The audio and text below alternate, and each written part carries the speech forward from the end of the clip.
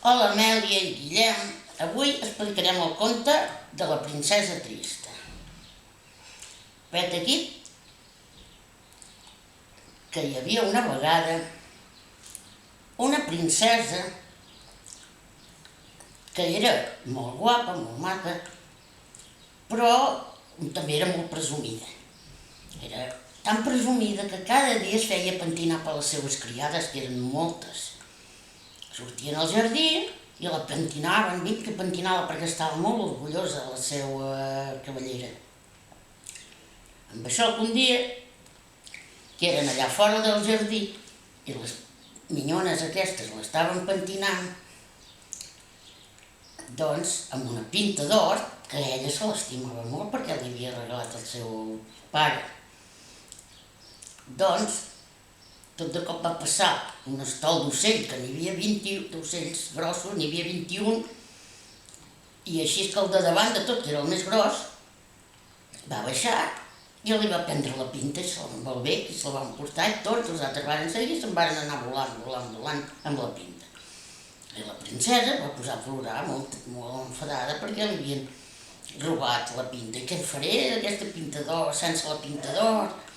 Així que al final, doncs, mira, va agafar una altra pinta i l'endemà va anar-se a pentinar altra vegada al jardí, mentre l'estaven pentinant les seues minyones, torna a venir aquell estol d'ocells i el més gros, altra vegada, baixa i no, la pinta no li va prendre perquè no era d'or, però li va prendre un anell d'or que portava amb una trena, que també li havia regalat al seu pare i estava molt d'aquell anell.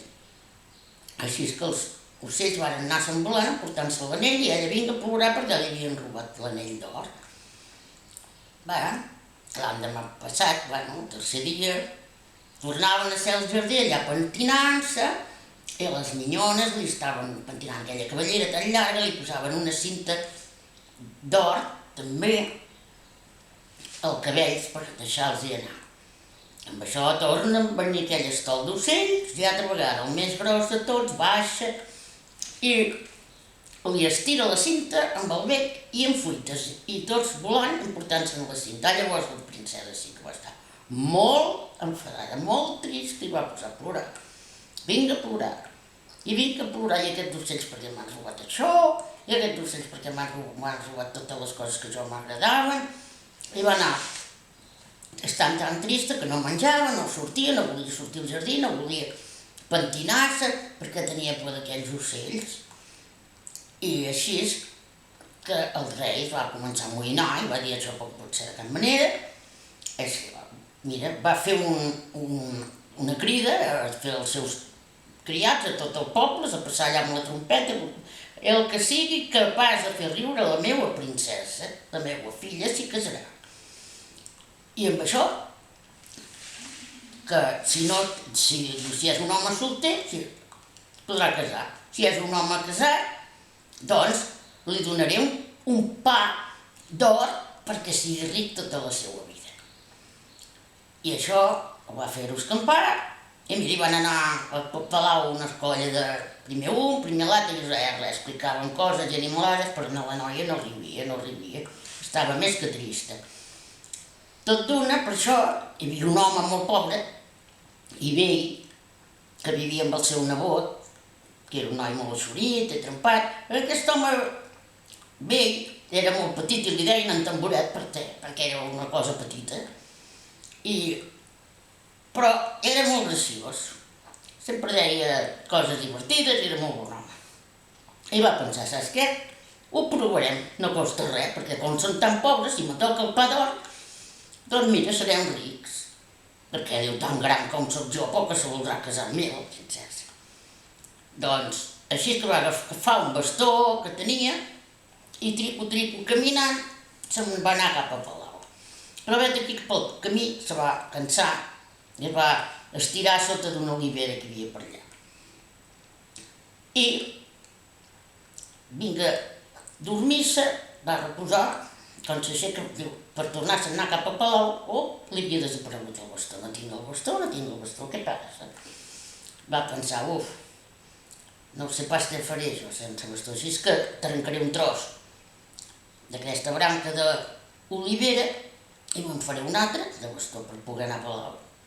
Així va ser, va trencar una branca d'aquella olivera, però al trencar la branca l'olivera es va enfonsar i es va fer un forat molt gros, molt gros. I ell va mirar a veure aquell forat que hi havia i diu, no hi veig res, però qui sap què hi ha aquí dintre? Tot de cop no se sap mai què pot sortir. I així me sacudirà alguna idea per fer riure la princesa. I així que va començar a baixar aquell forat que feia com unes escales que anava baixant. Era tan fondo que no es veia al final de com s'acabava. I anava baixant escales, com ja feia 7 hores que estava baixant escales, va trobar allà un replà que era ben ple de pans, uns forns que anaven coguent pans, tots sols, si no hi havia ningú. Uns pans que feien un olor. I així que es va tipar, va menjar pa, però va agafar un pall i va dir, saps què, he de continuar. I agafaré el pa sota el braç i me'n tiro cap avall, a veure què trobo més. Així que va anar baixant, 7 hores més, trobo un altre replà. En aquell replà hi havia unes olles amb uns focs que anaven bullint, un olor que feien. Era com un suc amb carn i tot, allà tot barrejat. I com una escudella. I l'home va venir ligant, saps què? Com diu, no tinc plat, però tinc el pa. I va agafar el pa i va començar a xucar-lo amb una olla d'aquelles i vinga a menjar el pa xucat amb l'escudella. Però, com ja estava tip, diu, saps què, tinc de tirar avall, tiro-te avall, perquè he de mirar a veure com s'acaba això. I sí, que tira avall uns 7 hores més, torno un altre replà, i aquell replà hi havia tot ple de botes de vi, un vi d'aquell tan bon olor. I mira que ell sí que va agafar un porró que hi havia allà amb el vi, vinga a xerricar allà amb el porró, es va començar a beure vi, a dir, ui, però prou, perquè encara m'engataria, així és que val més que continuï per avall a veure què trobo més. Va caminar 7 hores més i després troba un altre replà que era tot ple de llits, amb uns matalassos, tous, i va dir, aquí sí que no m'hi quedo, aquí sí que no m'enganxen perquè jo soc molt dormilec, i com que estic adormit, acostumat a dormir terra sense matalassos, aquí m'hi quedaria tota la vida, no pot pas ser, no m'adormiré pas. I trico cap avall ell. Tot d'una, que ja havia passat el matalassos i tot, al cap de 7 hores va arribar a un passo que va veure claror. Què hi ha aquí? Tot un jardí. I ell es va amagar allà darrere d'un arbre a veure què passava en aquell jardí. Tot d'una va veure que arribaven 21 ocells, negres, foscos, el que era més gros de tots, anava davant. Baixen els ocells, aterren allà en aquell jardí, i al quedar-se a terra, vet aquí que veu que una capseta, allà que hi havia un anell, una pinta d'or i una cinta. Al tocar-ho, l'ocell aquell es va convertir en un príncep, en un noi guapo i eixurit i tots els altres també. Es veia que l'ocell gros era el príncep i els altres eren tots els seus criats o acompanyants. Tots els ocells es van convertir en nois molt eixurits. Però el príncep s'estava mirant la pinta, i estava la cinta i l'anell i anava dient, jo sóc un príncep encantat, a veure si me podria enamorar d'aquella noia, si aquella noia me trobés. S'anava pensant ell mateix, si un dia, no, però no em passarà mai, aquella noia no me podrà desencantar, perquè hauria de venir aquí i fer-me un petó. I llavors jo podria casar amb ella perquè n'estic ben enamorat. Així va ser que, altra vegada es van tornar a convertir en ocells i se'n van anar volant. L'home va dir, ui, això ho he d'explicar-ho a aquella noia, a aquella princesa, això poder sí que li farà riure. I se'n va anar cap al palau. Primer no el volien deixar entrar, perquè deien, aquest home tan vell, com vols que faci riure amb una princesa tan presumida com és aquesta nostra princesa. Però li va dir, sí, tinc una cosa per dir a la princesa, deixeu-me'l passar. Bé, com que ja era així com per això li deien tamboret, perquè caminava d'una manera estranya i la noia va pensar, què és aquest?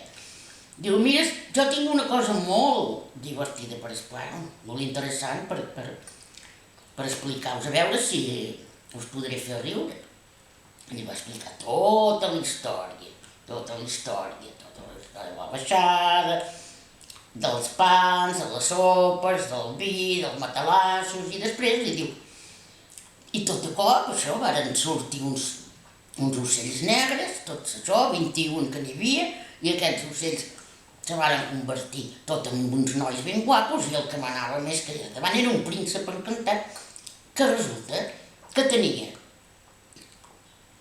una pinta d'or, un anell d'or i una cinta d'or que havia robat amb una princesa. I ell estava molt i molt enamorat d'aquesta princesa. Li va dir que s'hi volia casar, però que la princesa l'hauria de desencantar, anar en aquell cau i posar capellà. I la princesa va començar a alegrar-se i va pensar, ei, això lliga, aquestes coses són meus, la pinta, l'anell i la cinta, aquest home no ho podia pas saber que m'ho havien pres. I això dels ocells ja lliga amb tot això, així és que ho provarem. Es va posar a riure i va acompanyar en aquell home, el va seguir, l'home li va ensenyar allà on hi havia aquell forat que havia fet l'olivera i varen anar baixant, altra vegada, tot, varen trobar aquell replà ple de pans, però no s'hi varen pas aturar. Aquesta vegada no. Varen veure les olles, no s'hi varen aturar. Varen veure allà on hi havia tot el vi, no, tira, anaven de pressa perquè tenien ganes de saber què passava. Llavors varen veure els matalassos, tampoc s'hi varen anar seguint i anar baixant, i després varen arribar a baix. Altra vegada, quan varen arribar a baix, es varen amagar darrere d'aquell arbre que s'havia amagat primer en tamboret. I vet aquí, que esperen, i sí, veuen baixar els ocells, i tot de cop sí que veiem, elles estaven allà i surt el primer ocell i es converteix en el príncep, agafa la capsa i comença a dir, si la princesa, aquesta que jo li vaig prendre, això, baixés aquí i me pogués fer un petó i me desencantés, i jo me casaria amb ella perquè n'estic ben enamorat. I la princesa va sortir de darrere aquell arbre i li va dir, oi, príncep, sóc jo la princesa que m'ha robat totes aquestes coses. I va anar allà, s'hi va abraçar i li va fer un petó. Tots ja eren convertits en nois, així que ja va estar, tot es va desencantar, varen pujar a l'escala d'aquell forat tots plegats i se'n varen anar cap a palau. El rei va estar tan content de saber que la seva filla ja no estava trista i d'això que es va deixar que es casessin i així es varen casar el príncep i la princesa. I llavors el rei, a aquell home, li va donar un pa d'or per fer-se ric. I el rei li va dir, què més vols? Ell diu, mira, el pa aquest d'or m'irà molt bé, però us voldria demanar un favor. Si en comptes de donar-me, per exemple, tot el pa d'or que a mi, podríeu acollir el meu nebot, afillar-lo i cuidar-lo, perquè jo ja soc molt veiet i me moriré. I així és que va ser que el rei li va dir, no et preocupis que jo m'afillaré el teu nebot. Com que era un nebot molt trempat i molt eixurit, vet aquí que el rei el va fer el seu hereu. Com que la princesa es va casar amb el príncep, llavors aquell noi, el nebot d'en Tamboret, un dia, com el rei es va morir, va ser rei. I vet aquí que un pobret tan desgraciadet, que tenia un tio molt divertit, doncs resulta que va poder ser el rei d'aquell país. I tots varen ser feliços. I varen menjar molts denissos.